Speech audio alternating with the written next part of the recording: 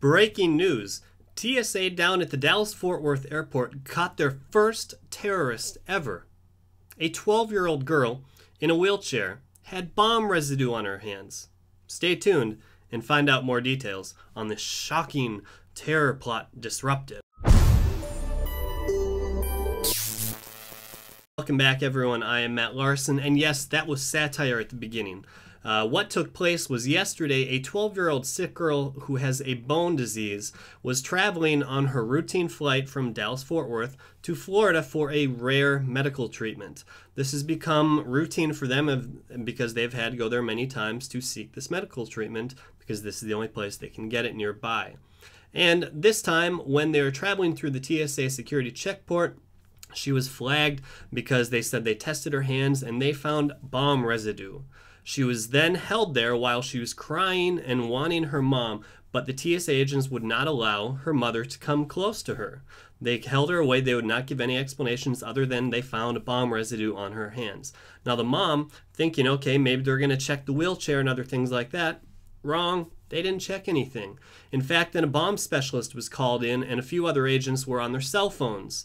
They were holding this girl in detainment in front of everyone for about an hour, and they were getting no explanation. Finally, passengers started speaking up, saying that you need to move this girl out of the public view and give her some private screening, some privacy, basically. And after an hour, the agent got off their phone, walked up to them and said, "You are free to go." They had no other explanation than that.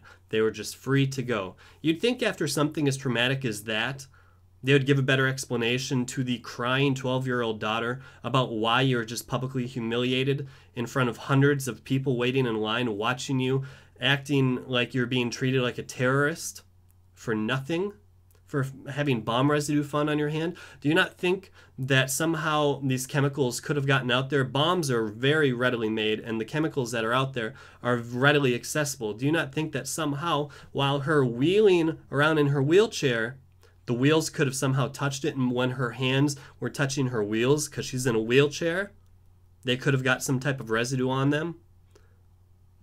Who knows?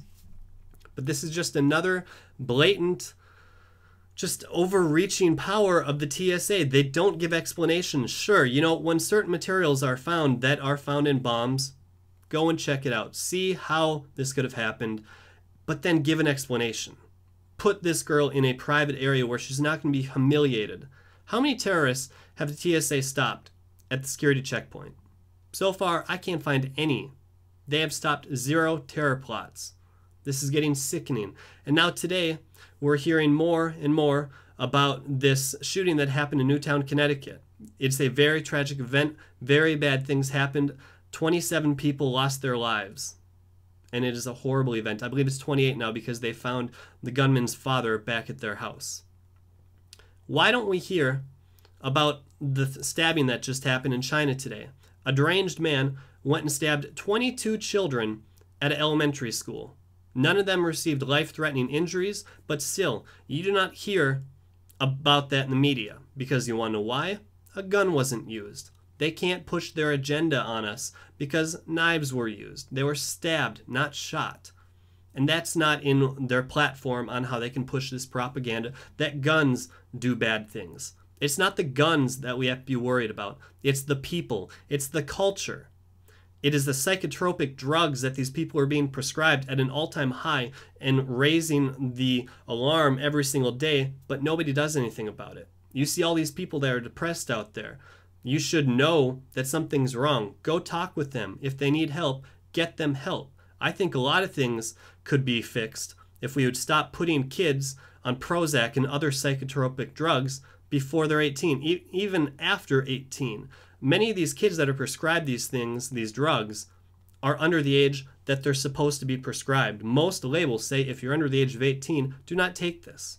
But the doctors still go and push these drugs on the kids. What happens when we lose our Second Amendment? What happens when we have these increased security threats all around the nation, when people are locking their doors at night, when people are making it so the schools become prisons, where in order for you to get in or out of the school, you have to buzz in, you have to have guards check you. We are in a police state, and when that happens, The terrorists have won. Without having to kill one person, the terrorists didn't have to kill one person since September 11th. The terrorists have won.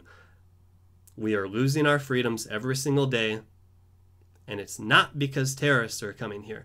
Look at what's happening. Look at the Connecticut shooting. They're saying it's not an act of terrorism. You want to know why they're saying it's not an act of terrorism? Because they're not Muslim. They don't fit that stereotype that the media loves putting out there. It's not terrorism unless it's a Muslim, unless they have a turban on their head or they're dark-skinned and they have an accent. They're not a terrorist. Unfortunately, you know what? I believe that act today that did happen was terrorism because they caused fear in the hearts of the people. That's terrorizing to me. I believe the media is terrorizing the people by making it look like, we're not safe. We're not safe because guns are out there. Look at the statistics on gun crime. Look at what cities have the highest gun crime rates. Look at the rates of gun control in those cities. Chicago, New York have some of the strictest gun laws. They have the highest gun crime rates in America. Gun control does not work. It keeps the good people away from guns and from their own self-defense, and it lets the bad guys get the guns. I'm going to post the links to all 3 stories down below for the Connecticut shooting, for the Dallas-Fort Worth 12-year-old terrorist that they stopped, and then the 22 children that were stabbed in China today. I advise that you check out all 3 of them and do some critical thinking. But for now, I ask that you guys please thumbs up this video, share it with friends and family. If you're new to my videos, make sure you hit that subscribe button so you can stay up to date on all the current political news. As always, I'm Matt Larson. Go Ron Paul. Peace.